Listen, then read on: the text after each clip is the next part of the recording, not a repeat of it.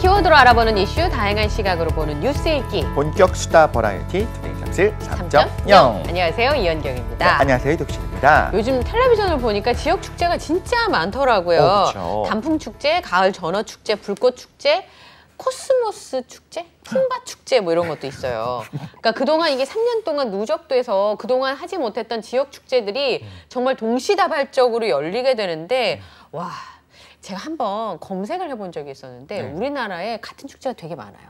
한우 축제만 해도 한우. 네, 전국에 서너 개가 되더라고요. 그렇죠. 그리고 뭐 사과도 한쪽 지역에서만 나는 게 아니니까 그쵸. 사과 축제도 굉장히 많고. 이덕실 씨는 기억나는 축제가 있어요? 저는 사실 이제 춘천에서 하는 좀 네. 가까우니까 접근성이 좋은 데가 있잖아요. 그래서 뭐 막국수라든가 이런 것들을 먹는 주로 그런 이제? 축제도 있었고 또 하나는 사실 어렸을 때부터 정말 좋아했던 축제가 있습니다. 바로 한강에서 하는 불꽃 축제. 너무너무 그리웠고 네. 너무너무 하고 싶었는데 올해 하더라고요. 네. 또 이제 기대하고 있습니다. 저는 제가 대학 다닐 때 부산국제영화제가 부산이 저희 그 집이니까 네. 거기 생겼어요. 그게 근데 생길 때 계셨군요. 1회 때 대학 다녔어요. 근데 그때 왔던 양조위가 이번에 온대요. 와. 그래가지고 제가 지금 사실 부산국제영화제를 너무 가고 싶은데 네. 표를 못 구할 것 같아요. 거기 가면은 보실 수 있는 거군요. 아니, 왜냐하면 길거리 포장마차, 해운대나 광안리 포장마차에 정말 유명 하정우, 강동원 이런 배우들이 소주 네. 한잔 하면서 영화 얘기하는 장면을 볼 수 있거든요. 유명한 감독님들 볼 수 있고. 와, 진짜. 네, 그러니까 바닷바람이 확 불어오는 가을밤에 야외 상영 영화를 보거나 아니면 오래된 영화가 이렇게 전시전으로 쫙 열리고 끝나고 나면 감독님이 이덕실 씨랑 이렇게 극장에 앉아서 이렇게 얘기해요. 이게 가능하죠. 진짜 영화 같은 그런 것들이 네. 펼쳐지는. 네, 그런 갑자기 양조위를 축제가 보니까 옛날 생각이 나면서 꼭 가서 보고 싶은데 못 갈 거지. 있습니다. 기회는 올 수도 있습니다. 제가 네. 여기 잘 맡고 있겠습니다. 그럼 저 갔다 오라고요? 네, 표만 그래도 구해주세요. 제가 가는 거는 가도 되는데 표가 쉽지 않을 것 같아요. 그때는 정말 부산에서 하는 영화제였었는데 지금은 전 세계가 그쵸. 주목하는 축제가 돼가지고 그때 또 뿌듯하네요. 네, 그러게요. 자, 오늘 생방송 투데이 잡스 3.0은 축제 같은 시간이 준비가 되어 있습니다. 오늘 뉴스를 쉽니다. 오랜만에 누적되어 있던 마음에 쌓였던 것들을 맨디쌤과 함께 풀어보는 순서를 준비하도록 하겠습니다. 네, 9월 30일이죠. 금요일입니다. 투데이 잡스 3.0 빅데이터는 알고 있다로 시작하겠습니다. 바로 만나보시죠.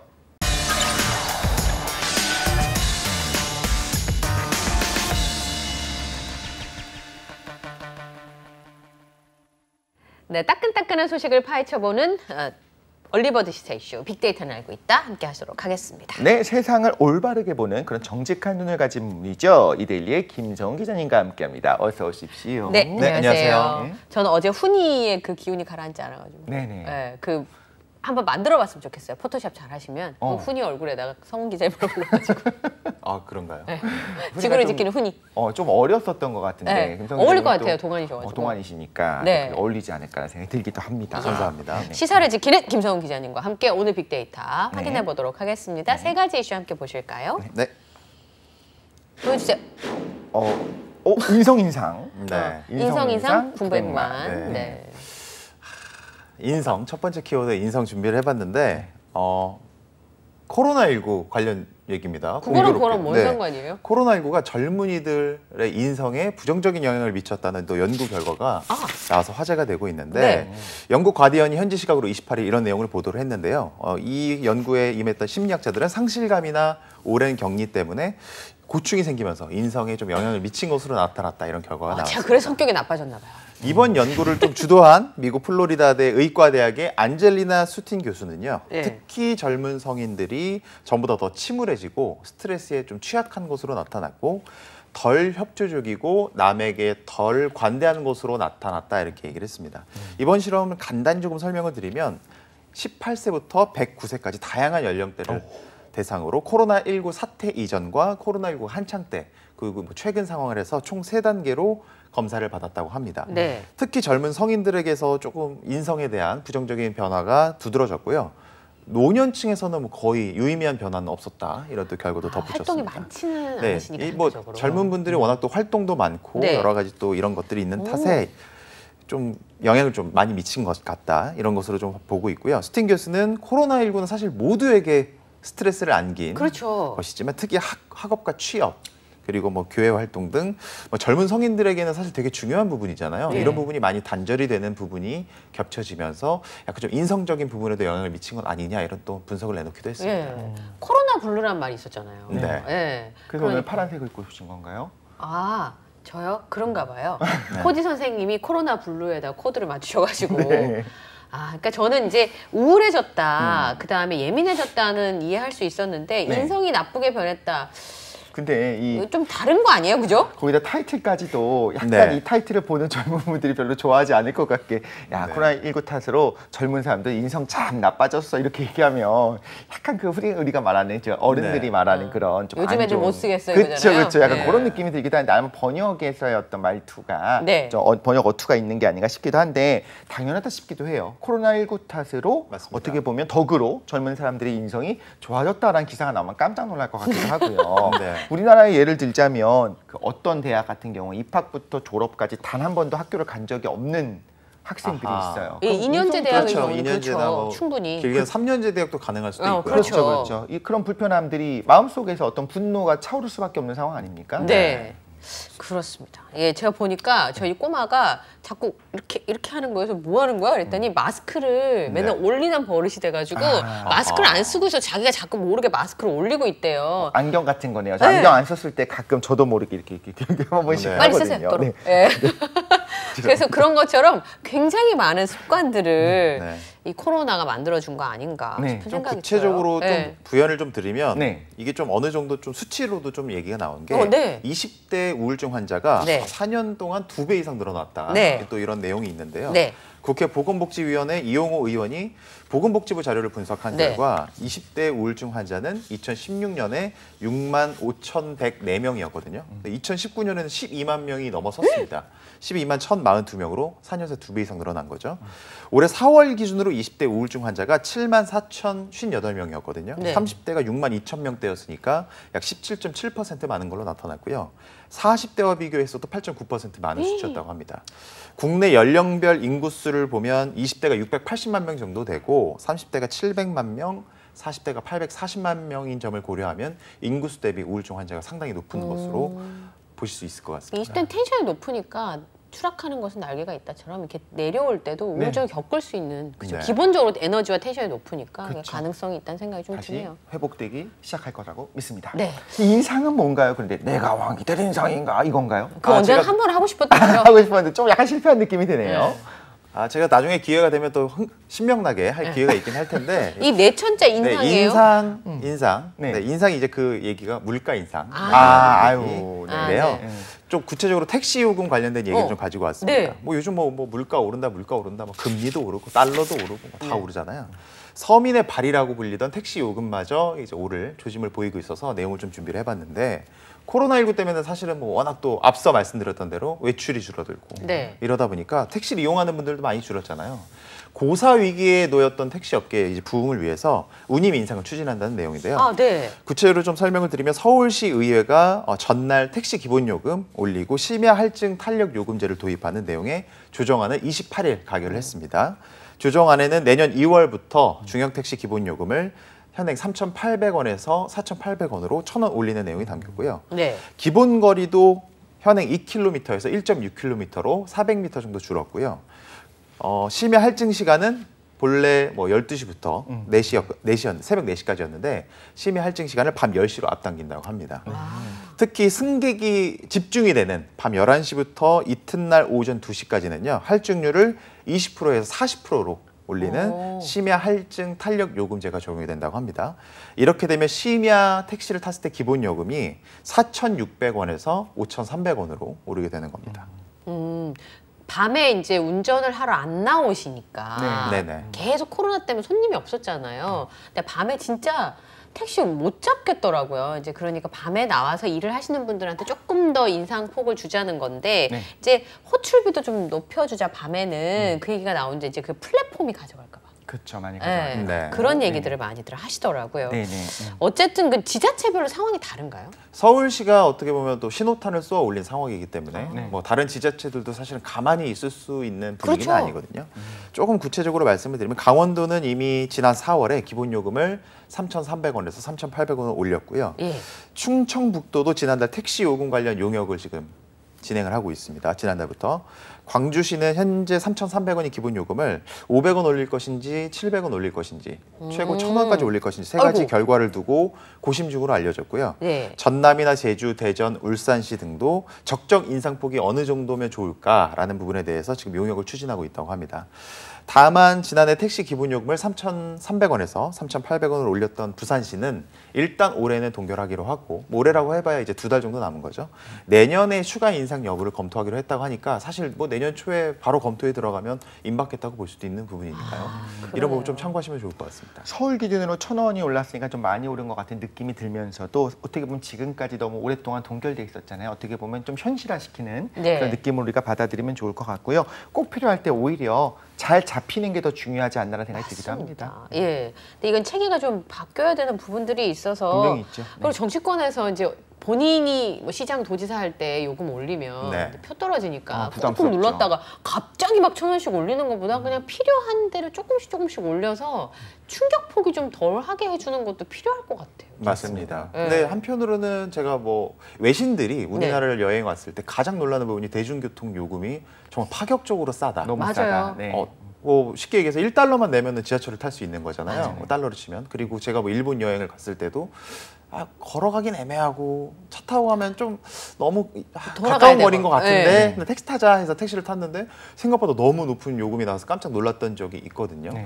그런 부분과 비교했을 때는 뭐 택시 요금 인상에 대한 뭐 어느 정도 생각에 저도 좀 동의하는 부분은 있기는 한데 중요한 것은 뭐 이제 시민분들께서 이용하는데 거부감이 들 정도의 급격한 인상은 그렇죠. 한 번 더 좀 재고해볼 필요는 있다 이런 네. 부분입니다. 대안이 좀 있었으면 좋겠다는 생각이 듭니다. 네. 지금도 심야 버스들이 있으니까요. 그래도 우리가 좀 잘 모두가 상생하는 사회를 만들기 위해서 필요한 대로 좀 네. 적절하게 이루어지면 좋겠습니다. 올빼미 버스가 되게 좋더라고요. 택시가 너무 안 잡히는데 네네네. 어쨌든 탈 수 있으니까. 마지막 키워드는 900만 원? 네. 900만 900만 명입니다. 명이네요. 또 틀렸어요. 네. 어제부터 계속 틀리고 있어요. 한 번 정도 맞출 만도 한데요. 언젠가는? 네. 뭐 영화 900만 명 돌파면 뭐 경사죠. 그렇죠. 사실은 다른 내용 좀 준비를 했는데 65세 이상을 뭐 고령 인구로 분류를 하거든요. 네.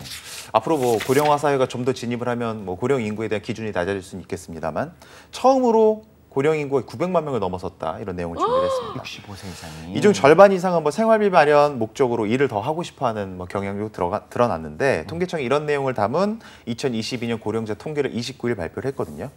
올해 기준으로 65세 이상 고령 인구가 901만 8천 명을 돌파하면서 사상 처음으로 900만 명을 돌파했고요. 전체 인구 중 17.5%가 고령 인구라고 합니다. 저도 숫자를 보면서 좀 깜짝 놀랐던 부분이 있었고 그러네요. 3년 뒤인 2025년에는 고령 인구 비중이 20.6%까지 갈 것으로 좀 알려지면서 초고령화 사회로 진입이 뭐 가까워졌다. 지금 이런 얘기도 나오고 있습니다. 고령 사회에서 초고령 사회로 도달하는 연수는 7년으로 지금 나타났는데 네. 오스트리아는 53년이고요. 영국은 50년, 일본 15년, 일본 10년, 미국도 15년입니다. 다른 나라들에 비해서 지금 우리나라가 초고령 사회로 진입하는 속도가 너무 빨리 진행이 되고 있는 거죠. 일본보다 빠르다는 게 충격입니다. 그렇죠. 지금 외신들도 좀 많이 우려하는 부분들이 전문가들도 특히나 그렇게 많이 얘기를 네. 하더라고요. 예전에는 저 네네. 어렸을 때 뭐 10대 때요. 은퇴하고 언제쯤 은퇴할 거예요? 은퇴하고 뭐 하실래요? 이런 뭐 이야기하면서 어떤 지도해주고 뭐 상담해주고 이런 것들이 있었잖아요. 어느덧 은퇴하고 뭐 하실래요?라는 질문 자체는 사라진 것 같아요. 은퇴라는 개념도 별로 없고 네. 은퇴하고 나서 또 계속 평생 일을 해야지 무슨 네. 소리야 이런 생각을 네. 하기 시작하거든요. 네. 근데 이제 이전에는 가족들이 부양해줬잖아요. 누군가가. 그렇죠. 네. 근데 이제 네. 그게 안 되니까 고령층들도 뭔가 대책을 세워야 된다는 생각, 이런 인식들이 많이 달라지고 있는 것 같아요. 사실 의식 변화에 대한 문제도 되게 두드러졌는데 뭐 지난 10년 동안 가족이 부모를 부양해야 된다는 견해가 38.3%였는데 이번 조사 결과에서 27.3%로 크게 떨어졌습니다. 줄었네요. 다만 자식을 뭐 가족과 정부, 사회가 책임져야 한다고는 응답이 37.8%에서 네. 49.9%로 높아졌으니까 인식 변화가 두드러졌죠. 본인 배우자가 직접 생활비를 마련하고자 하는 고령자 비중도 65%로 나타나면서 앞서 네. 말씀하신 대로 이제 뭐 은퇴라는 개념이 사실 무의미하지 않았나.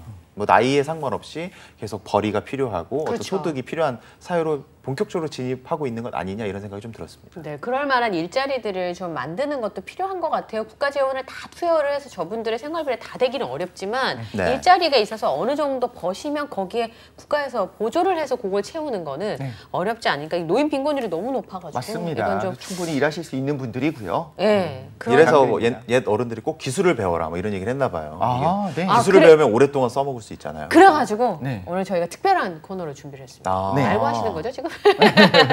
오늘 네. 아마 시청자분들이 보시기에 좀 색다른 코너를 저희가 준비를 좀 했다고요? 네, 스포츠계만 국가대표가 있는 게 아닙니다. 기능인의 세계에도 국가대표 선수들이 있지요. 오. 그래서 국제 기능 올림픽 대회, 즉 월드 스킬스라고 합니다. 1950년부터 2년에 한 번씩 개최를 하면서 어떤 산업 발전의 역사와 함께한 기능인들의 축제로 이렇게 지금까지 대한민국도 꾸준히 참여를 했었고 또 네. 전무후무한 그런 또 이런 기록들을 또 세우는데 대한민국이 으뜸 아니겠습니까? 올해는 더욱 스페셜한 이런 월드 스킬스가 열린다고 합니다. 앞으로 4주 동안 월드 스킬스 특집을 통해 더 자랑스러운 우리 대한민국의 국가대표 선수들과 월드 스킬스에 대해서 우리가 낱낱이 하나씩 파헤쳐보고 살펴보는 그런 시간을 갖도록 하겠습니다. 그 첫 번째로 월드 스킬스 이야기 바로 만나보시죠. 전 국민의 사랑을 받는 피겨 요정 김연아. 대한민국 축구의 자랑 득점왕 손흥민. 한국 프로야구의 자존심 괴물투수 류현진. 그런데 스포츠 외에 또 다른 국가대표 선수가 있다는 거 아시나요? 이제 자랑스러운 대한민국 기술 국가대표 선수들의 이야기를 들어야 할 때입니다.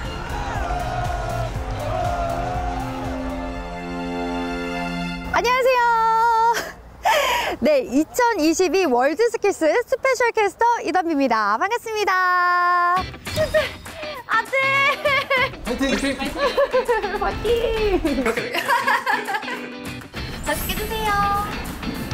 네, 무려 1950년부터 우리 스페인 마드리드에서 시작된 월드 스킬스의 스페셜 캐스터가 된 저 이담비. 지금 1967년부터 저희 대한민국이 함께하고 있다고 하는데 그래서인지 우리 국가대표 선수분들이 정말 맹활약하고 있다고 하는데요. 저 이 월드 스킬스를 공부하면 공부할수록 정말 매력적이고 그리고 더 알리고 싶다는 생각이 듭니다. 그래서 제가 지금 나와 있는 곳 바로 글로벌 숙련 기술 진흥원입니다. 따단! 글로벌 인스티튜트 포 트랜스퍼링 스킬스, 약칭 GIFTS로 불리는 글로벌 숙련 기술 진흥원은 한국산업인력공단의 부설기관으로 숙련 기술인 선정과 활동 지원, 산업 현장, 맞춤형 숙련 기술 전수회, 국제기구와의 협력을 통한 인적 자원 개발 발전을 도모하는 곳으로 기술 강국 대한민국의 경험과 노하우를 개도국에 전수하는 글로벌 인적 자원 개발 전문 기관입니다. 아니, 위쪽에 보니까 역시 월드 스킬스구나. 다양한 국가들의 국기들이 펄럭이고 있습니다. 그리고 대한민국 국기도 이렇게 펄럭이고 있는데 굉장히 뿌듯해지는데요. 여긴가 봐요. 숙련 기술 홍보관. 이쪽으로 한번 들어가 볼까요? 고고! 네, 지금 월드 스킬스에 대해서 조금 더 알고 싶으신 분들이 굉장히 많으실 것 같아요. 저를 비롯해서 이 약침 지식을 조금 더 넓혀주실 분을 지금 찾아뵙도록 하겠습니다. 바로 우리 안녕하세요. 네, 안녕하세요. 월드 스킬스의 사무총장님을 반갑습니다. 만나 뵙도록 하겠습니다. 안녕하세요. 네, 반갑습니다. 저는 이 월드 스킬스에 대해서 조금 더 알아보고 싶은데 네네네. 이 월드 스킬스가 언제부터 시작이 됐죠? 월드 스킬스는 꽤 오래전일 거예요. 1950년에 스페인 마드리드에서 1회가 시작이 됐는데요. 그때 아마 전쟁이었을 거예요. 2차 대전 때. 그래서 방황하고 이런 거를 보고 안타까운 마음에 청소년의 기술 육성 정책과 기술 산업 발전을 위해서 이제 기능 올림픽이 시작이 된 걸로 알고 있습니다. 저희가 67년도부터 네네. 대한민국이 함께한 걸로 알고 있습니다. 네네. 그러면 그때 당시에 종목은 어땠을까요? 그 당시에 우리가 9개 직종을 나간 걸로 알고 있어요. 그래서 산업이 60년대잖아요. 네. 그래서 60년대다 보니까 약간 제조업 분야 정도, 주제업 분야나 뭐 건설업 분야 그런 직종들이 나갔었어요. 뭐 선반이라든가, 뭐 양복, 뭐 재화, 뭐 판금, 뭐 목공, 뭐 장식 미술 이런 종류의 직종들이 초반에 나갔습니다. 아, 그러면 그때 당시에 네. 저희 성적은 어땠을까요?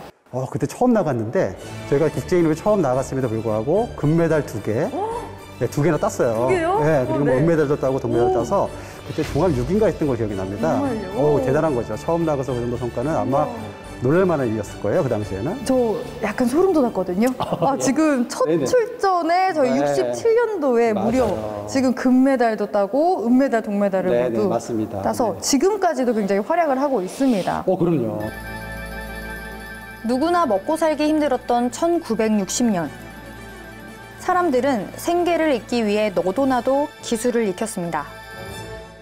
하지만 치열한 경쟁 속에 살아남으려면 기술력을 증명해야 했는데요. 국제기능 올림픽 대회, 즉 월드스킬스가 최적의 무대였습니다. 입상한 선수들은 기술력을 인정받으며 그야말로 성공의 가도에 올랐는데요. 1960년 월드스킬스는 가난에서 벗어날 수 있는 탈출구였고 한국이 기술 강국으로 발돋움하는 기반이었다고 합니다. 보시면은 저희가 60년대부터 70년대 거슬러 오고 있잖아요. 이 직종이 많아진다는 거는 점점 제조 산업이 발전하면서 그 제조에 관련된 직종들이 점점 늘어나는 거예요. 그래서 우리나라도 이때 70년대 보면서 경제 성장에 우리가 이제 고도 성장의 출발점이 됐거든요. 그러다 이때를 보시면 이제 기계 산업들이 많이 발전을 해요. 네. 기계 산업들이 발전하다 보니까 종목들을 자세히 한번 보세요. 뭐 기계 조리, 프레스, 정밀 기계 이런 식으로 기계 직종들이 많죠. 그래서 기계 산업이 이때는 발전 단계에 있었다고 보시면 될 것 같아요. 예. 이것도 저 역사에서 역사 공부할 때 좀 네네. 알았던 것 같은데 70년대 이렇게 네, 결국은 기능올림픽을 보시면 그 시대의 산업 발전을 볼 수 있습니다. 그 시대의 네네네. 산업 발전을 볼 수 있다. 이거 네네. 굉장히 좋네요. 네, 맞습니다. 근데 네네. 그때 당시에도 지금 70년대에서도 네네. 금메달, 은메달 다 획득을 했습니다. 그럼요. 우리나라가 67년 처음 창업해서 6위 했다고 했잖아요. 네. 우리가 점점 보시면은 71년도 했지만 73년도에 우리가 2등까지 올라갔어요. 2등이었어요. 1등이 독일, 2등이 한국. 그죠? 2등까지 올라갔죠. 이제 점점 기술이 우리나라가 세계를 제패하기 시작했다는 거죠. 세계를 제패하는 역시 대한민국 그렇죠. 기술 강국. 와, 맞아요. 멋있습니다. 여러분 이거 보세요. 77년도에 1등을 달성했습니다. 네네. 드디어 우리나라가 이거 보셔야 됩니다. 이거는 네네. 금메달을 무려 12개, 맞아요. 은메달 4개, 맞아요. 그리고 동메달 5개, 우수상까지 5개 획득하면서 맞습니다. 첫 번째 1등. 우리가 이제 67년에 시작해서 딱 10년 됐잖아요. 네. 10년 만에 우리가 세계를 제패하게 된 거예요. 실패했어요. 네, 그러면서 자세히 보시면 이때부터 우리가 지금까지 무려 19연패를 했습니다. 19연패. 그러니까 이거를 쉽게 말하면 우리가 2년에 한 번씩 하잖아요. 몇 년을 우승했다는 얘기예요. 정말요? 이건 거의 기네스북에 아마 등재를 해야 될 상황이거든요. 그래서 이거 이거를 전문가한 등재해야 될것 기록이에요. 같은데? 네네네. 이거 등재해야 될 것 같습니다. 여기서 참고로 한번 볼까요? 이게 78년 어디라고 써 있을까요? 78년 코리아. 부산. 부산! 그렇죠. 드디어 부산! 우리가 종합 우승을 77년에 하고 78년에 우리나라에서 드디어 개최를 하게 됐습니다. 아니 이거 너무 뿌듯한데요? 뿌듯하죠? 1위도 했고 네네. 지금 한국에서 개최까지 했어요. 네네. 금메달 수 보세요. 와 22개입니다. 말도 안 되는 기록으로 역시나 1위를 차지한 네네. 78년도 이건 정말 네네. 88 당당하게, 올림픽보다도 맞아요. 10년 일찍이었어요. 그렇죠. 우리가 어떻게 보면 올림픽 88올림픽 기억하지만 네.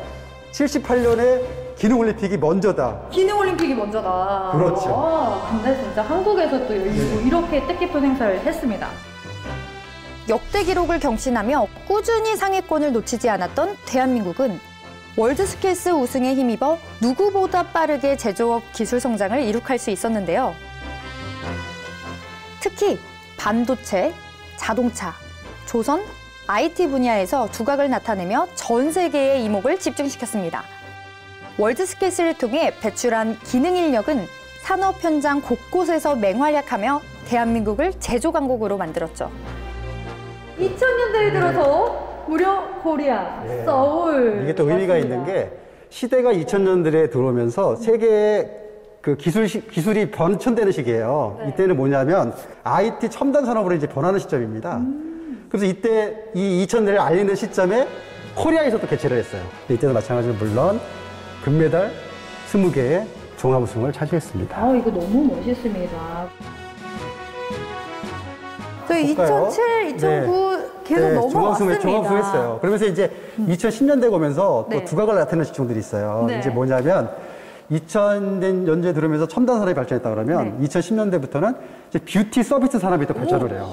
헤어 디자인이라든가 뭐 피부 미용이라든가 화해 장식이라든가 이런 뷰티 이런 산업들이 또 발전하기 시작합니다. 그러면서 종목들이 그쪽 뷰티 쪽으로 많이 또 추가가 돼요. 그래서 무려 46개 직종으로 만나볼 네네. 수도 있고 네네, 굉장히 맞습니다. 다양하게 뷰티 네. 산업이 네네. 발전된 모습을 볼 수 있습니다. 기능올림픽의 역사를 보면 그 시대의 산업의 변천을 알 수 있다. 그 그게 시대의 딱 맞습니다. 기술과 산업의 네, 변천을 알 수 맞습니다. 있는 네네. 저희 기능올림픽의 역사를 보고 있습니다. 네네, 맞습니다.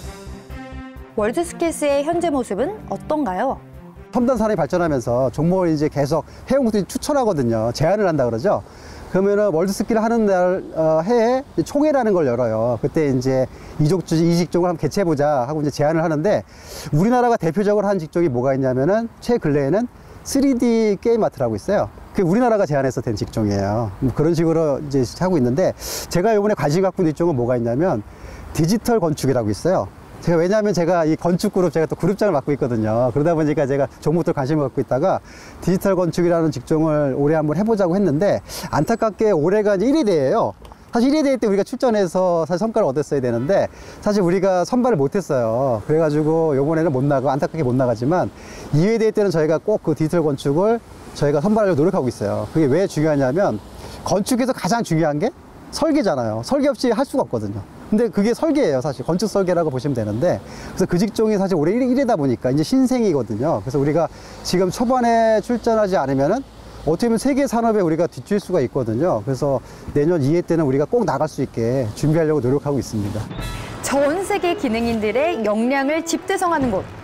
월드스킬스는 2년마다 한 번씩 열리는 성대한 축제이자 뜨거운 경쟁의 장입니다. 성대한 대회인 만큼 개회식과 폐회식도 화려하고 아름답기로 자자한데요. 어린 선수들은 그간 흘린 피와 땀의 결실이 주는 감동을 고스란히 느낍니다. 하지만 올해는 그 어떤 해보다 특별하다는데요. 이번에 같은 경우에는 평균적으로 23살로 했어요. 왜 그러냐면 원래 기능올림픽이 2021년에 중국 상하이에서 개최하기로 했는데 코로나19가 이제 왕성해지다 보니까 그래서 1년을 연기해서 2022년으로 상하이 대회를 하기로 했었어요. 근데 중국에서 갑자기 코로나가 진정이 안 된다고 경기를 취소해버린 거예요. 사실은 저희도 절망을 많이 했었죠. 아, 이렇게 취소가 되는 건가. 근데 이제 국제대회 회원국들이 아니 우리가 지금 2년도 힘들게 했는데 3년까지 준비했는데 이렇게 허무하게 끝낼 수는 없다. 그래서 그러면 각자 나눠서 개최를 하자 해서 지금 생긴 게 2022년 특별대회가 생긴 거예요. 그래서 이제 15개국에서 분산 개최하는 그런 대회로 지금 이루어진 겁니다. 그래서 나이가 그래서 1년이 연기하다 보니까 23살로 올해는 1년을 올린 거예요. 23살까지로 한시적으로 적용을 한 겁니다. 더 이상 물러날 곳은 없다. 월드스킬스만 꿈꾸며 달려온 기술 국가대표 선수들. 과거와 달리 생계 유지 목적으로 참가하는 선수는 드문데요. 그렇다면 월드스킬스의 매력은 무엇일까요? 뭐라고 할까요? 꿈의 무대다. 지방대회 첫 발을 내리면 생각한 게 와, 나도 국제기능올림픽 월드스킬에 나가서 메달 딸 수 있을까? 사실 그 꿈을 시작으로 사실 시작을 한 거거든요. 그래서 결과적으로는 여기에 왔기 때문에 꿈의 무대에 온 겁니다. 그래서 꿈의 무대다. 여러분들이 훈련한 성과, 훈련한 대로 그대로만 진행한다 그러면은 제 생각에는 누구나 사실 다 메달 딸 수 있어요. 그래서 이제 그 첫날만 다들 슬기롭게 넘긴다 그러면 충분히 다들 좋은 성과를 거둘 거라고 저는 기대하고 있습니다. 전쟁으로 황폐해진 삶의 터전을 재건하고 무엇보다 고통받은 청소년의 마음을 어루만지며 기술의 발전을 이끌어온 월드스킬스. 기술 변천을 주도하며 전 세계 기능인들의 건강한 경쟁을 도모하고 있는데요. 팬데믹으로 3년 만에 찾아온 2022년 월드스킬스에서 활약할 우리 선수들이 기대됩니다. 대한민국 기술의 현재를 대표하는 우리 선수들을 향한 여러분의 관심과 격려 부탁드릴게요.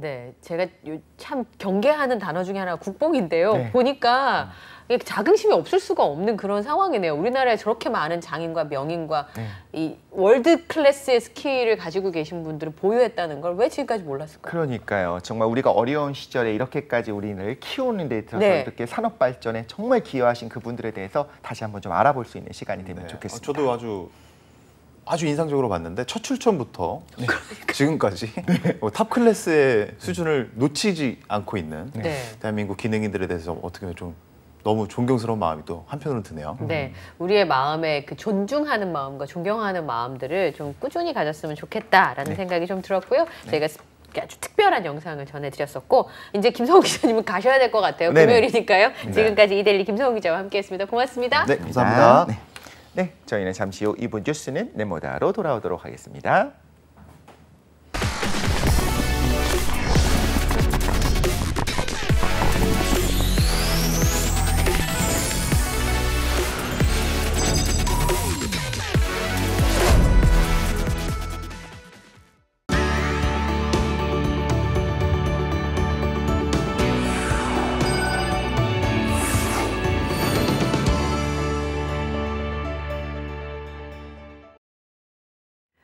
네, 뉴스 읽기로 시작해서 어디로 튈지 모르는 요절 복통 도미노 토크 뉴스는 네모다 함께 하시겠습니다. 네, 이 시간 함께해 주실 분 소개해드리도록 하겠습니다. 멘탈 경험 디자인 대표 우리 맨디쌤 조명국 강사님 나와 계십니다. 어서 오십시오. 네, 안녕하세요. 안녕하세요. 멘탈 경험 디자인 대표 맨디쌤 조영국입니다. 네, 보통 이제 그냥 흔히 하는 말로 가을 되면 남자분들이 약간 남자의 계절이라고 아, 그럼요. 네. 가을은 남자의 계절이죠. 트렌치 코트 입는 거 말고 아, 그런 거 말고 그 추남? 추위나 추남이다 보니까. 그 남자분들이 가을에 더 쓸쓸함을 많이 느껴요. 뭐 사실 그런 것 같지는 않고 네. 그냥 추워지고 하면 우리 뇌도 영향을 좀 받고 또 SNS 상에서 막 뭐 책 읽고 뭐 시 쓰시고 어디 네. 놀러 가시고 하면서 이런 것들이 영향을 좀 받는 게 아닐까 네. 라는 생각 좀 들고 사실 그것보다는 올해가 100일도 안 남은 거 혹시 알고 계셨나요? 네. 그래가지고 사람들이 약간 올해를 돌아보면서 네. 도대체 내가 뭘 했나 이런 네. 걸로 씁쓸해지는 것도 좀 있을 것 같아요. 땅을 칠 때가 많아요. 저는 어느새 뭘 했지? 말하면서. 어느새 나이를 또 먹었지? 뭐 그러니까요. 이런 생각이 드니까요. 네, 이 만 나이를 2살 깎아주셔가지고 제가 기대하고 있기는 한데. 그나마. 네, 그나마 그죠. 그 약간 타조 같은 느낌이 들기도 하고 나이는 먹었는데 뭐 서류상으로만 깎아주면 그러니까 그럼 의미가 뭐가 있나 싶기도 뭐가 하고. 있나 싶기도 하고. 그래서 진짜 지금 충격받았어요. 지금 100일밖에 안 남았던 사실에서. 그걸 지금 하셨구나. 네, 너무 빠르구나. 시간이. 예전에 인력이 있을 때는 이게 떼니까 몇 장 안 남은 게 보이는데 네. 요즘은 다 그런 게 없어지니까 달력 같은 것도 없고. 그러니까요. 네. 네, 네. 아유, 좋습니다. 오늘 뉴스는 쉽니다. 이렇게 충격받은 이 마음을 진정시켜 줄 수 있는 우리 맨디 쌤과 함께 하면 좋을 것 같습니다. 네. 첫 번째 이야기부터 한번 나눠줄 건데요. 노쇼라고 들어보셨죠? 그 노쇼. 노쇼에 대한 네. 이야기를 나누려고 합니다. 오기로 한 사람이 약속을 어기는 거죠. 혹은 예약을 취소하고 오지 않는 거. 그래서 말 그대로 보이지 않으니까 오지 않으니까 이제 노쇼가 되는 건데 노쇼는 음식점이나 호텔이나 항공사 같은 곳에서 이제 발생하는 문제로 여겨졌는데 병원이라든가 심지어 깜짝 놀랐습니다. 기업 면접장인데도 불구하고 노쇼가 있기 시작한 거예요. 그래서 야, 이거 너무 빈번하다. 네. 어떤 약속이라고 하는 걸 어떻게 이렇게 과거엔 그래도 코리아 타임이라고 해갖고 늦게라도 어쨌든 부끄러운 얘기지만 늦게 온다 이런 것들이 있었었는데 아예 이제 등장 자체를 하지 않아 버리니까 이런 문제가 되기 시작하는데 예약, 약속 이런 것들이 존재하는 우리 사회 곳곳에 그냥 안 가도 돼라고 하는 게 이제 만연하게 있다고 봐야 될까요? 네. 뭐 일단은 여기에 들어가 있는 여러 가지 심리가 좀 있을 것 같아요. 첫 번째로는 당연하게도 뭐 자기의 바뀐 상황이나 일정이 중요하다는 이기적인 생각이 있을 거고요. 저희가 이제 이기적인 사람의 특징이라고 저번에 이제 방송에서도 얘기를 했는데 네. 결국 그 타인에 대한 공감 부족이 여기에 영향을 미치는 것 같고요. 네. 두 번째로는 내가 잘못했고 약속도 안 지키고 내가 약 사과를 해야 되는 상황 그리고 비교적 약간 일부분은 그 사람의 부정적인 감정도 내가 수용해야 되는 상황이잖아요. 네. 이 노쇼를 이야기한다는 게 그러니까 약속 취소한다는 게 그런 것들에 대해서 내가 좀 받아들이고 싶지 않다라는 회피하는 심리도 작용하는 것으로 보입니다. 그러니까 이런 어떤 잘못을 시인하고 사과를 하려면 내 마음에 어느 정도 여유가 있어야 돼요. 그런 부정적인 감정을 수용해야 되니까요. 근데 그런 것들이 여유가 없는 분들은 이 사과도 안 하고 싶고 이런 약속 취소 같은 것을 전화하는 것들을 회피하게 되는 거죠. 또 개인적인 기질로 보자면 약간 즉흥적이고 충동적인 사람들 성향을 가지신 분들도 이런 노쇼에 영향을 받을 수 있을 것 같습니다. 사실 어떤 약속을 지키는 것도 일종의 성실성의 일부분이라고 볼 수가 있어요. 내 성실성이라는 기질 안에서 일정에 따라서 이걸 지키겠다 이런 마음을 가져야 되는데 그러한 기질이 약한 분들은 내가 지금 하고 싶은 새로운 거 그거에만 집중을 해서 내가 지어야 할 어떤 책임 같은 것들을 애써 무시하게 되는 거죠. 근데 이렇게 어떤 개인의 특징뿐만 아니라 상황적인 요인도 조금 영향을 미칠 수 있을 것 같습니다.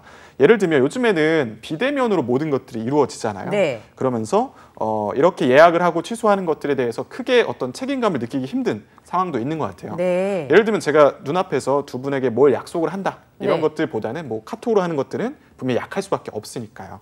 그리고 내가 분명히 이 사람한테 피해를 준 게 맞고 네. 그 사람이 뭐 부정적인 감정을 느꼈다는 걸 알면 우리들이 좀 반성을 하고 반복하지 않을 수 있는데 요즘에는 그냥 그 가게에서 연락 오는 번호만 차단하면 내가 그 사람이 연락이 왔는지 안 왔는지도 모르게 되는 거예요. 이제 그런 것들이 책임 회피를 이제 하기 쉽게 만드는 요인이 있는 것 같고요. 그리고 소위 잘 나가는 식당들 있잖아요. 네네. 그런 거 같은 경우는 내가 예약을 하기 되게 어려웠지만 일정이 바뀌었어요. 네. 그러면 내가 안 가.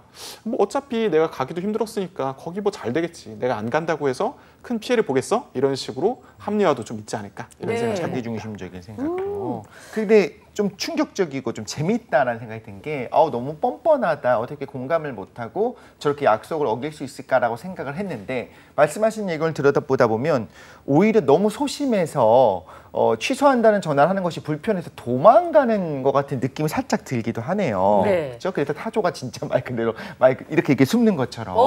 몰라. 네네. 그러면서 그냥 전화 꺼버리고 네. 사실 저도 이제 그 말밥. 그 당근 거래 같은 거 하러 이제 중고 거래 하러 나갔을 때 약속을 했는데 다시 한번 확인하지 않으면 당연히 이제 뭐 예를 들면 6시에 만나기로 했는데 갑자기 이제 연락이 안 될 때 두절될 때도 가끔 있습니다.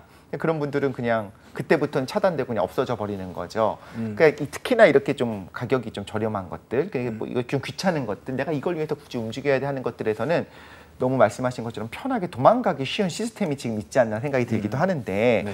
그런 면에서 혹시 그거 아세요? 전화 잘하세요? 저는 가능하면 전화로 확인하려고 해요. 근데 어떤 분들은 전화가 너무 불편하니까 그래서 이제 앱으로 주문하는 것들이 굉장히 떴잖아요. 처음에는 이런 생각했었어요. 아니 전화하면 되지 누가 그걸 앱으로 해 귀찮게 했는데 어떤 분들은 주소를 써놓고요. 인사말을 써놓고요. 내가 뭐 주문할지를 먼저 써놓지 않으면 전화를 못하는 분들이 있어요. 그 정도라고요? 그 정도로 불편해해요. 근데 그 이제 콜포비아라고 한다고 하더라고요. 네네네. 근데 그런 부분들이 여기서도 영향을 준다고 할 수 있을까요? 그렇죠. 노쇼도 최근에 늘어나고 있는 콜포비아 현상과도 좀 연결된 것 같습니다. 이 콜포비아가 심한 분들은 다른 공포증이랑 비슷하게 아주 작은 자극만 있어도 갑자기 심장이 두근거리고 뭐 식은땀이 나고 이런 식으로 이어질 수 있는데 콜포비아를 겪는 분들은 전화 울리는 소리만 들어도 심장이 두근거리게 되는 거죠. 네. 여기에는 뭐 내성적인 성격이라거나 뭐 완벽주의 성격 혹은 과거에 내가 전화 통화를 했다가 크게 실수를 해봤다 이런 트라우마가 남은 경우들이 영향을 미칠 수가 있고요. 최근에는 코로나19 때문에 비대면이 너무 주류가 됐잖아요. 맞아요. 그렇기 때문에 전화로 의사소통하는 경험이 정말 전무하다고 볼 수 있는 사람들이 늘어난 거죠. 근데 이제 두 분도 혹시 어렸을 때 그런 거 있지 않으셨어요? 어렸을 때 처음 내가 혼자 전화를 했을 때 걱정되고 막 고민되고 했던 적 혹시 없으세요? 그런 경우도 있고 말을 거는 것 자체가 약간 거절당하거나 내가 예상치 못한 반응이 있을까 봐 걱정하는 건 지금도 그래요. 그렇죠. 그렇죠. 네. 외국 가서 얘기하기 힘든 것 중에 하나가 우리가 대화를 나눌 때 다음 말에 어떤 게 있겠구나라는 걸 무의식적으로 생각을 하잖아요. 근데 문화가 다른 데 가면 저는 생각하지 못한 얘기가 나오면 분명히 우리 말인데도 불구하고 잘 못 알아듣거든요. 만나서는 대화가 되는데 전화 영어가 그렇게 어려운 이유 중에 하나가 얼굴을 못 보잖아요. 그런 부분에서 우리말로 하는 어떤 주문조차도 내가 얘기한 것들, 내가 어떤 것들을 얘기할 거다라는 걸 머릿속으로 했는데 다른 얘기가 탁 나오기 시작했다. 그 순간에 딱 정지하는 게 가능하죠. 다 서브웨이에서 주문해보셨잖아요. 그런 거에서 아니 다른 데서는 물어보지 않는 걸 탁 물어보는 순간 그때마다 하게 되는. 좀 전에 독실 씨가 저한테 그 서브웨이에서 그 얘기해서 제가 멈췄잖아요. 생각지 못한 질문해가지고 지금. 전화가 그런 일들이 벌어질 수 있으니까 저는 좀 부담스러운 마음을 이해가 좀 하기도 합니다. 그렇죠. 저도 뭐 옛날에 생각해보면 중국집에 전화하거나 친구네 집에 전화했을 때 뭐 아버지가 받고 이러면은 당황하고 끊어버렸죠. 하다가 누구 있어요? 하고 막 이렇게 막 이렇게 당황했던 기억이 있는데 이게 실수를 하면 어색한 상황이 이어지기도 하고 내가 뭔가 부끄러운 감정이 드니까 이런 두려움을 갖는 것 같아요. 그래서 다시 콜포비아로 돌아오게 되면 이런 콜포비아를 갖고 있는 분들은 전화를 거는 것 자체가 두려운 일인데 그 전화를 해서 내가 뭘 조금 뭐 일정을 바꿔야 된다거나 내가 좀 못 가게 됐다라는 복잡한 얘기를 하는 거는 엄청나게 장벽이 높은 거죠. 그래서 이거를 하기보다 그냥 모르겠다. 회피하고 싶은 심리가 더 커지는 게 당연한 것 같고요.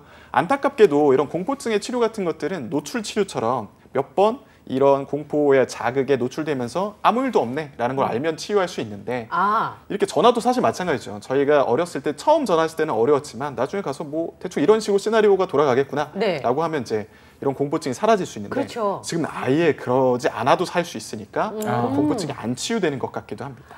그래서 익숙해져가지고 문턱이 낮아져야 되는데 계속 그럴 일이 없으니까 공포가 사라지지 않는다. 그렇죠. 그렇죠. 저는 여기서 궁금한 게 뭐냐면 제가 직장 생활한 지 좀 됐잖아요. 그러니까 보고는 당연히 되면 그리고 예약이나 업무 확인할 때는 카톡을 보내서 처음에 얘기를 할 수는 있지만 두세 번 확인을 해야 된다는 약간 강박이 있어요. 그렇죠. 확실하게 해야 되니까. 네. 현장에 가면 상황이 다를 수도 있고 내가 생각한 거랑 저 사람이 받아들인 게 차이가 있을 때가 굉장히 많거든요.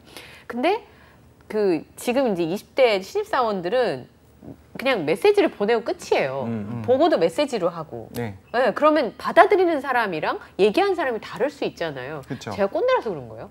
사실은 그거는 약간 세대 차이도 어쩔 수 없이 있는 것 같아요. 꼰대라서 그렇다는 얘기죠? 이게 그러니까 업무 효율상 앱으로 해도 되는 걸, 그러니까 메신저로 해도 되는 걸 저처럼 굳이 전화로 확인할 때는 디테일을 잡기 위해서 한다고 생각하는데 그렇죠. 이게 세대 차이에서 벌어지는 게 큰지 업무 효율성적인 측면에서 이게 더 필요한 건지 제가 이제 젊은 입장에서 생각을 해보면 그냥 디폴트가 그 메시지인 것 같아요. 선긋기 할 디폴트. 때 기본적으로 이걸로 나한테 오는 것들이 그냥 익숙한 거고 플러스로 전화가 오는 건데 아까 말씀드렸다시피 그런 전화를 주고받는 게 익숙하지 않은 거예요.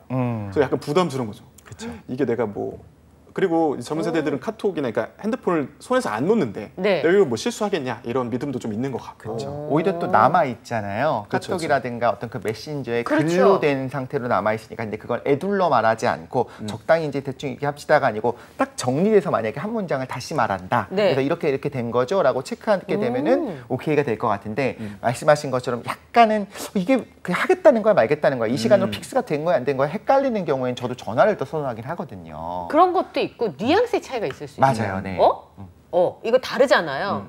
그러니까 글자로 되어 있는 건 거기에 감정을 제대로 확인할 수 없기 때문에 상대방이 반긍정인지 긍정인지 이 뉘앙스 차이가 있으니까 반드시 확인해서 해야지 저는 빨리 진행이 된다고 생각했는데 저도 그렇게 생각을 하는데 그런 뉘앙스를 확인하는 대화가 불편하다고 생각하는 것도 같아요. 꼬치꼬치 캐묻는 것처럼 느껴져요. 이렇게 맞다는 거예요? 저렇게 맞다는 거예요? 라는 거를 선배한테 물어서 이런 작업 자체가 불편할 수도 있다는 거죠. 그러네요. 그러니까 이런 거죠. 야, 너 한 번만 하면 못 알아들어? 아니, 당연히 이런 거잖아. 만약에 이런 얘기를 한 번이라도 들어본 적이 있다라고 한다면 굳이 그걸 내가 다시 한번 확인해야 되나 이런 생각이 들 수도 있는 거죠. 그런데 이제 뭐 사실 노쇼가 정말 문제가 되는 것이 자영업자들에게도 큰 피해를 주고 차라리 안 간다고 말을 해주는 게 훨씬 더 나은데. 20인분 막 이렇게 준비했는데 노쇼하면 그렇죠. 뭐 병원도 마찬가지. 이건 나뿐만 아니라 다른 사람들에게도 피해를 주는 일이잖아요. 그런데 그런 부분에 불편함을 감수하고서라도 분명히 내가 그 불편함을 마주할 용기가 있는 것이 더 좋지 않나라는 생각이 들기도 하는데 흥미로운 연구 결과 중에 하나가 병원 진료 약속을 어기는 환자들이 약속을 잘 지키는 환자보다 심지어 병원 신세를 더 장기간 지기도 한다. 이런 연구 결과 있다고 해요. 네네. 해당 연구는 이제 로스 맥퀸이 영국 글래스고대 건강연구소 연구진이 장기간 하나 이상의 질병을 앓는 환자들을 대상으로 조사를 한 결과인데요. 진료 약속을 자주 어기는 환자는 그렇지 않은 환자보다 무려 사망률이 3배나 높다고 합니다. 높네요. 네, 그렇죠. 연구진이 이 예약 기록이랑 투병 기간 간의 이제 관계를 분석을 했고요. 진료 약속을 지킬수록 장기간 이 입원, 그러니까 질병을 앓을 확률이 매우 떨어졌고요. 반대로 이제 진료 약속을 그래서 진료 약속을 3년간 한 번도 어기지 않은 분들은 이 43만 9,592명을 조사했는데 이 중에 51.4%는 병원 신세를 장기간 진 적이 없다고 나타났다고 해요. 약간 성향 같은 걸 수도 있겠네요. 그렇죠, 그렇죠. 반대로 1년에 3번 이상 진료 예약을 어긴 사람들은 이 5만 9,340명이 있었는데 그 중에 40.1%는 4가지 이상의 질환을 오랫동안 앓았다고 하고요. 또 나머지 50%는 또 하나에서 3개의 질환을 오랫동안 앓고 있었다고 합니다. 그렇다면 생각해보는 게 왜 그들이 진료 예약을 어길까? 이런 게 궁금하잖아요. 네, 조사에 따르면 정신과 질환이나 신체 질병을 앓고 있는 경우에 진료 약속을 어길 확률이 증가했다고 합니다. 특히 정신과적인 질환을 앓고 있는 분들은 하나에서 한 3개 정도 갖고 있는 분들은 그렇지 않은 사람에 비해서 30%나 이 진료 약속을 어길 확률이 높았다고 합니다. 그래서 앞서 말씀드렸다시피 이렇게 진료 예약을 어기는 사람들이 사망률이 높은데 그 수치가 아까는 신체적인 부분에 대해서 3배가 높았던 거고요. 이 정신적인 질환을 앓고 있는 분들은 무려 8배나 아이고. 이 진료 약속을 어기는 사람들에 한해서 사망률이 더 높았다고 합니다. 예. 연구 자체는 사실 이걸 보자면 상관관계에 관한 연구인 것 같아요. 그쵸. 그래서 심신이 건강하지 않으니까 진료 약속을 어긴다고 볼 수도 있을 것 같고 네. 진료 약속을 어기는 분들이 자기 몸에 대한 관리도 제대로 못한다라고 볼 수도 있을 것 같아요. 그러네요. 네, 추가적으로 성실성에 대한 연구들을 보면 성실성 기질이 높은 분들은 평소에도 건강 관리에서도 성실하게 대응을 하거든요. 그래서 이렇게 잘 먹고 운동도 하고 병원도 잘 가서 이런 분들이 약속을 잘 지켜서 뭐 병원에 가서 진료를 받고 사망률도 낮아지는 게 아닐까 이렇게 볼 수 있을 것 같습니다. 그러니까 타고나게 건강하신 분들 있어요. 네. 저희 할머니는 흡연을 평생 하셨는데 거의 100살 가까이 사셨거든요. 네, 그러니까 그런 거는 이길 수 없지만 같은 조건이라고 하면 아까 말씀하신 것처럼 성실하게 자기와의 약속도 잘 지키는 사람의 관리도 그쵸. 잘 된다는 거잖아요. 그리고 그렇죠. 몸 아프거나 불편한 것도 마주할 용기가 분명히 필요하다. 제가 옆에서 아. 지켜봤을 때 우리 안경 아나운서가 정말 성실하거든요. 그래서 굉장히 오랫동안 건강하게 저랑 함께 할 수 있을 것 같습니다. 네, 오래오래 살도록 하겠습니다. 네. 예. 근데 자영업자 얘기하셨잖아요. 네. 얼마 전에 보니까 김밥 40줄을 예약을 했다가 네네. 안 나온 거예요. 아, 그럼 어떻게 그 김밥은 쉬잖아요. 할 수도 없고. 그렇죠. 그리고 요즘에 거기 밥에다도 양념을 하기 때문에 오래 상온에 보관할 수가 없는데 그래서 맞아. 경찰에 잡혔대요, 이 남성이. 네. 근데 이 사람이 김밥집에만 그런 게 아니라 중국집에도 그랬다는 거예요. 도대체 왜 그러는 걸까요? 이거와 관련해서 네, 순천향대학교 경찰학 행정학과 오윤성 교수님에 따르면 네. 네, 이 범죄는 김밥집 아줌마나 중국집 아저씨 등의 뭔가 소시민들을 대상으로 이루어졌고 이게 금전적인 이득은 사실 하나도 없단 말이죠. 그쵸. 내가 뭐 돈을 뭐 낸 것도 아니었으니까. 네. 근데 자기가 40주를 주문한다고 하면 그 상황이 어떨까를 좀 상상을 해보면 상당히 반가워하고 큰 매출을 안겨준 손님이기 때문에 굽신굽신하고 또 그들에게 이제 고분고분하고 이런 모습들을 보여줬겠죠. 이 교수님에 따르면 그래서 이 남성은 이 상황을 좀 즐기면서 내가 그 사람들 팔아보려고 노력하는 거 보면서 내가 좀 우위에 질이 있다. 좀 나쁜 우월감을 가진 것 같다 라는 권력이 생각을 있는 가진 게 것처럼. 아닐까 라고 분석을 하셨고 근데 제 생각은 약간 좀 달라요. 네. 그래서 저는 정확하게 어떤 동기에 의해서 이런 게 나타났을지는 잘 모르겠으나 저는 이제 상대방을 뭐 골탕 먹이려다거나 혹은 뭐 우월감을 가지려고까지 생각을 안 했을 것 같아요. 제가 이전에 몰카 이제 유포하는 사람들의 심리 이야기를 했었을 때 네. 이런 말씀을 드렸었는데 그들이 이런 걸 하면서 능력도 과시하고 존재감을 확인하고 또 주위 사람들이 막 칭송해 주니까 자신이 가치가 있는 사람인 것처럼 느껴졌다 이렇게 말씀을 드렸는데 네. 여기 안에 숨어 있는 심리가 이거랑도 좀 비슷하지 않을까라는 생각도 들어요. 무슨 얘기냐면 이게 동일한 이제 사건 당연히 아니지만 이 남성이 많은 김밥을 주문을 했을 때 분명히 주인이 보시고 되게 친절하게 대했을 거예요. 잘해주시고 평소에는 말도 안 걸었겠지만 말도 좀 걸어주시고 그렇게 했죠. 40줄인데? 네, 했을 거예요. 그런 모습을 보면서 평소에는 내가 그런 가치 있다라는 생각을 잘 못했을 것 같아요. 그러니까 우월감까지도 아니어도 그냥 내가 가치가 별로 없다고 생각을 했는데 이 상황을 통해서 사람들 잘 대해주네? 내가 조금 돈이 많은 사람처럼 느껴지게 해주네? 이러면서 그런 활동을 하면서 내면의 결핍을 채우려다가 이렇게 하지 않았을까 이렇게 생각을 해봅니다. 사실 사실하게 확인을 해야 되니까 우리가 정확한 건 아닌데 좀 그렇죠, 메디슨 말을 들으면서 좀 충격적이고 이런 거구나라고 내가 앞으로 알아야겠다 싶은 것 중에 하나가 이게 나쁜 사람이네, 질이 안 좋은 사람이네 이렇게 끝낼 것이 아니고 사실 마음에 건강하지 못한 부분이 있었기 때문이구나. 그렇다면 우리 사회가 좀 보듬어야 되는 부분도 분명히 있는 것이고 그렇죠. 자존감이 이렇게까지 중요하구나 생각이 들면서 역시 메디슨 대단하시다 들기도 했습니다. 예. 자, 다음 얘기를 저희가 좀 전해드리자면 네. 최근에 여러 가지 정책들이 나오잖아요. 근데 특히 부동산 정책 같은 경우 얼마 전에 보니까 뭐 재건축 초과이익 환수금 제도 뭐 금액을 좀 깎아준대요. 그래서 제가 그걸 보면서 저걸 깎아주면 재건축 아파트 하는 사람들 좋겠지만 우리 같은 사람도 과연 좋은가? 이런 그렇죠. 생각이 좀 들면서 괜히 기분이 별론 거예요. 약간 묘하게 그렇죠. 예. 상대적으로. 근데 어떤 정책을 했을 때 가능하면 많은 사람을 만족시키려고 하지만 그거 불가능하잖아요. 그럼요. 근데 많은 사람을 위해서 소수가 희생해도 되는 건가? 그런 생각도 좀 들더라고요. 어떤 그러네요. 정책을 입안을 할 때 뭐 제가 재건축 초과 이익금 환수 제도를 얘기하는 게 아니라 어떤 그렇습니까? 정책을 할 때마다 이제 그런 부분들이 있으니까 그런 얘기를 오늘 좀 해봤으면 좋겠다 싶어요. 그 브루스 올마이티라고 하는 영화를 보면 신이 되는 모습이 나와요. 그래서 사람들이 원하는 걸 전부 다 막 들어주는 거예요. 그래서 나중에 뉴스에 보면 이번 달에 그 로또 1등 당첨자가 뭐 5천만 명입니다. 막 이렇게 얘기를 하면서 당첨금이 500원입니다. 이렇게 나오거든요. 그러니까 모두를 500원. 만족시킨다는 건 사실은 아무도 만족시키지 못하는 셈이 되는 거잖아요. 그렇죠. 예. 그러면 이제 공리주의적인 관점을 우리가 좀 생각하지 않을 수밖에 없는데 우리가 그렇게 그렇게 하게 되잖아요. 네. 빅데이터는 알고 있다 시간에 한번 얘기한 적이 있었습니다. 그 트롤리 딜레마, 자율주행차가 어떤 제대로 된 어떤 시스템 안에 지도 안에 들어오려면 트롤리 딜레마라고 하는 어떤 철학적 난제를 해결을 해야 된다라고 했었었는데 사실 여기서는 뭐 제가 예를 살짝 들었었는데 좀 정확하게 오히려 밀리쌤이 한번 진단해 네. 주시면서 얘기해 주시면 좋을 것 같습니다. 네, 트롤리 딜레마에 대해서 좀 설명을 드리자면 윤리 철학자인 필리파 푸트레이크가 처음 제안한 윤리학에서의 사고 실험이라고 볼 수가 있는데요. 네, 고장난 트롤리 기차가 이렇게 달리고 있습니다. 네. 네, 레일 위에는 5명의 인부가 일을 하고 있어요. 네. 근데 이 사고 실험이기 때문에 이 기차를 멈출 수는 없어요. 무조건 네. 그 5명이 희생될 그런 위기에 처해 있는데 이거를 막는 방법이 딱 한 가지가 있습니다. 그게 뭐냐면 레일 변환기로 트롤리의 방향을 바꾸는 거예요. 네. 그래서 다른 선로로 보낼 수가 있는데 네. 그 다른 선로에는 한 명의 인부가 일을 하고 있는 거예요. 결국 이 기차는 멈출 수 없기 때문에 가만 놔두면 5명이 죽고 이 레일 변환기를 통해서 바꾸면 1명이 죽습니다. 네. 그렇다면 우리는 어떤 선택을 해야 될까? 여기서는 다른 방법을 쓸 수는 없고 범죄 이유로 이제 책임을 지지는 않는다고 할 때 두 분은 어떤 선택을 하실까요? 어떤 선택하실 건가요? 그냥 퍼뜩 드는 생각은 한 명을 희생시키는 선택을 할 수밖에 없지 않을까? 그러니까 트롤리가 광차잖아요, 그죠? 그쵸. 광산에서 쓰는 그 차인데 그게 이제 내려오는 걸 보면 전 여러 가지 생각했었는데 저 그래서 상상을 좀 어떻게 많이 하시겠다고요? 해봤거든요. 솔직히 모르겠죠 지금. 아무것도 안 할 것 같아요. 솔직히. 저는 슈퍼맨 생각해서 들고 올라가야 되는데 뭐 이렇게. 근데 내가 개입함으로써 뭔가 결과를 바꾸면서 이게 사실 인간이 할 수 있을까? 솔직히 못 할 것 같아요. 그렇죠. 마이클 샌델 교수의 정의란 무엇인가 앞에 나오는 버스 얘기랑 똑같은 거잖아요. 그렇죠, 그렇죠. 네.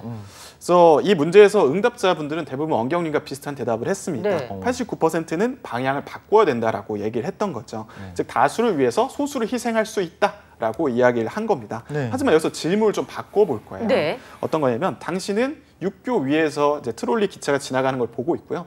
또 마찬가지로 5명의 인부가 일을 하고 있어요. 이 기차는 고장났기 때문에 멈추기가 어려운데 이 뭔가를 무거운 걸 떨어뜨리면 이 기차를 멈출 수는 있어요. 네. 근데 자기와 다른 뚱뚱한 사람이 있었는데 자기가 떨어지면 이 트롤리를 멈출 수 없어요. 그냥 희생자만 더 늘어나는 거예요. 네. 하지만 뚱뚱한 사람을 떨어뜨리면 5명을 살릴 수가 있습니다. 네. 그럴 때 나는 그 사람을 떨어뜨릴 것인가? 라는 질문을 또 한 번 드릴 수가 있는 그 거죠. 상황이 똑같은데 내가 스위치를 통해서 그 트롤리 가는 그 부분에 레일만 바꾸는 거 그래서 1명을 죽이잖아요. 네. 어떻게 보면 죽이는 셈이죠. 네.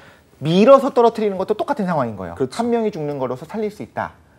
두 분은 어떻게 하실까요? 그쵸, 저는 처음부터 못한다고 하지 않았습니까? 아이고, 약간의 안심이 되네요. 네. 미시겠 제가 옆에 있습니다. 밀어보죠. 저를요? 네, 이독실이면 제가 밀 수 있습니다. 뭔가 방법을 생각해낼 거예요.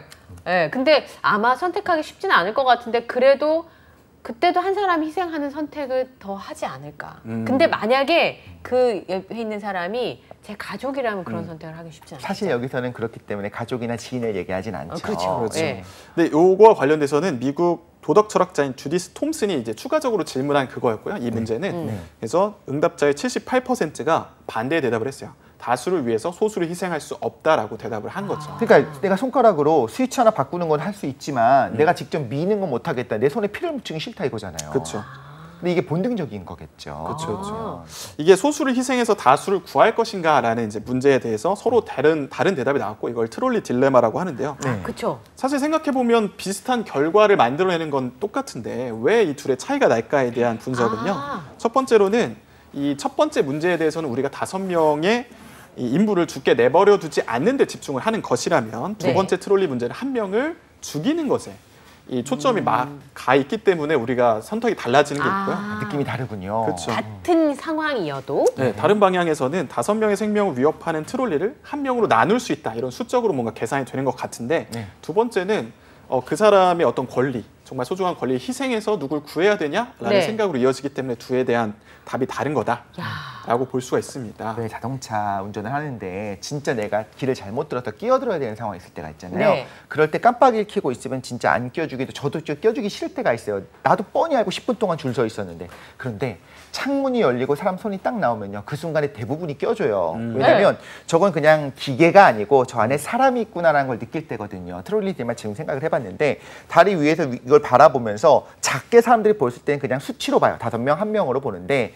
내 옆에 있는 사람은 내가 이 사람 표정도 볼 수 있고 몸도 볼 수가 있잖아요. 이 사람의 몸이랑 접촉을 할까 밀려면 이건 사람으로 느껴지니까 내가 차마 하기 힘든 게 아닐까라는 생각이 들거든요. 네. 근데 목표가 뭔가가 중요한 것 같아요. 한 사람을 죽이지 않을 것이냐, 다른 사람을 살릴 것이냐. 그렇죠. 그런 그런데 초점도 말씀하세요. 네. 실제로 지금 말씀하신 게 정확히 연결이 되는데요. 이 초점이 전혀 다르고 뇌가 활성화되는 부위도 다르다고 해요. 그러니까 이거를 이제 분석한 하버드 대학교 심리학자인 조슈아 그린이 첫 번째 사례에 대해서는 우리가 어떤 부위가 활성화되냐면 이성적인 부위를 관할하는 전전두엽이 활성화됐다고 하고요. 두 번째 문제에 대해서는 사람들이 정서적 판단과 관련된 편도체 부위가 활성화됐다고 합니다.